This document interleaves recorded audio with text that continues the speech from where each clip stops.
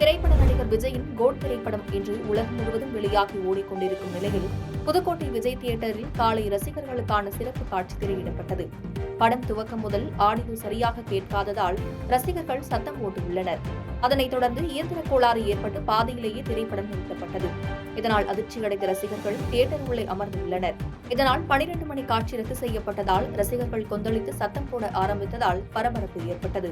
அசம்பாவிதங்கள் எதுவும் ஏற்படாமல் இருப்பதற்கு நகர காவல்துறையினர் ஏராளமானோர் பாதுகாப்பு பணிக்கு குவிக்கப்பட்டுள்ளனர். 12 மணி காட்சிக்கு ஆன்லைனில் பதிவு செய்த ரசிகர்களுக்கு தியேட்டர் நிர்வாகத்தினர் பணத்தை திருப்பி செலுத்தினர் என்பது குறிப்பிடத்தக்கது. பாதகம் செய்பவரை கண்டால் நாம் பயங்கொள்ளலாகாது பாப்பா, மோதி மிதித்து விடு பாப்பா, அவர் முகத்தில் உமிழ்ந்து விடு பாப்பா.